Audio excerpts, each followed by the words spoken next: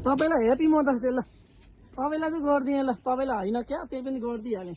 ल happy mother's day happy mother's day है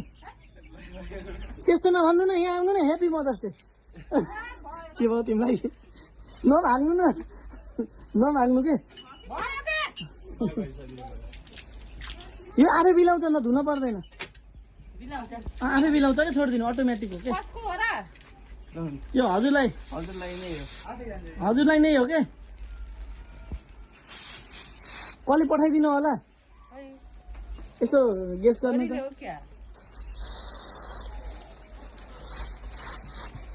अब त धुन पर्दैन आफ्नो भसी त जति लाए पनि हुन्छ के गरेको तिमीले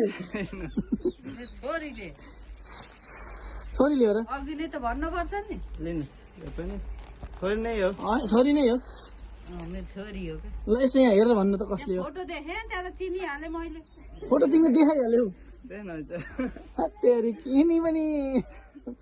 ल छोरीलाई केही भन्दिनँ देऊ न फोटो मलाई के थाहा थियो नि त्यही भएर म फोटो त लुकायो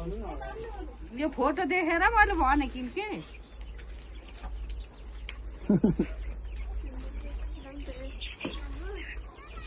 ल छोरीलाई केही भन्दिनँ केही शब्द के भनौँ अन्त केही जान्दिनँ बाबु हो र